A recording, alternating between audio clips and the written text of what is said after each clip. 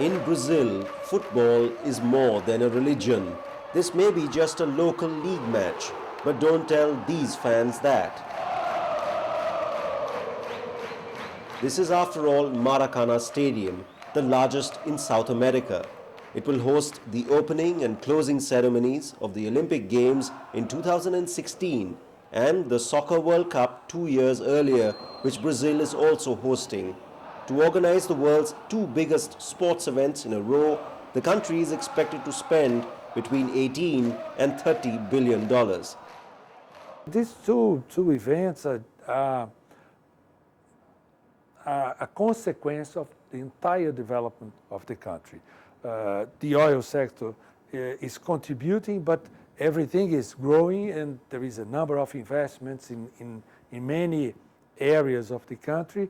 The seaside mecca of sun, samba and soccer, Rio de Janeiro is a beautiful city, ringed by ocean and tropical rainforest. But its infrastructure went downhill after the capital moved to Brasilia in the 1960s. Few new roads and tunnels have been built since, and much of the money will be spent on upgrading the city's infrastructure. The Olympic movement and the Olympic Games will bring obviously a lot of infrastructure, especially in transportation, that will affect mainly the poor people of the city.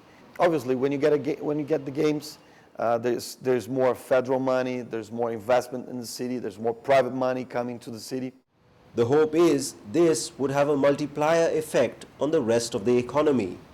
Ser construído, o Brasil tem grande gargalo de infraestrutura. Nós, no Brasil, temos dimensões continentais e temos concentração, principalmente de consumo da produção ao longo da costa brasileira.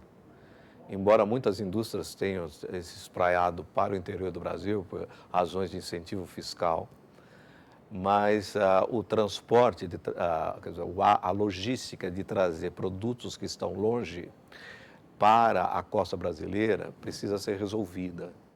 Some things are improving, partly as a result of Brazil's strong economy, which has bounced back from recession and is expected to grow by 5.3% in 2010. Oil revenues are largely responsible. Over the past 2 years, state-run oil company Petrobras has discovered large oil reserves off the coast that could turn the South American nation into one of the world's leading oil producers in a decade.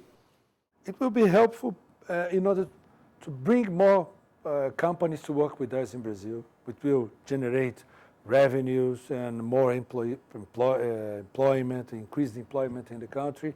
And also in the technological side, there will be a number of research and developments, new innovations will be introduced, and new solutions for the development of offshore ultra-deep water projects that can be applied everywhere in the world.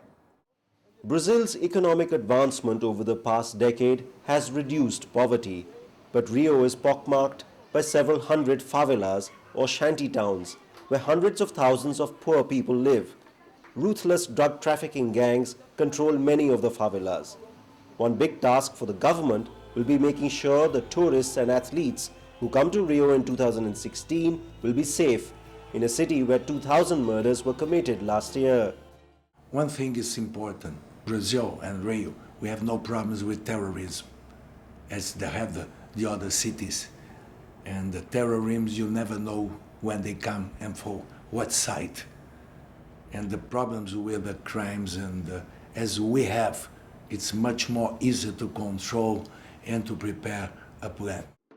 The city government has moved in recent years to start cleaning the favelas up and provide security, proper electricity, water and sewage facilities. It will now have to use the next 6 years to coax the youth to take up sport or to get construction jobs. But there are no policies in place to achieve this. Só existe crime onde há miséria, né, onde há pobreza de espírito, como nós dizemos no Brasil. Se uma parte dos investimentos feitos ou que serão feitos para os Jogos Olímpicos forem orientados para a questão da desigualdade social, para os benefícios The 2016 Games gives South America its first Olympics and is a clear signal that this is an important emerging market. After all, 65% of Brazil's population is less than 18 years old. As for the economy, it will soon have to diversify from exporting commodities like oil and iron to providing services.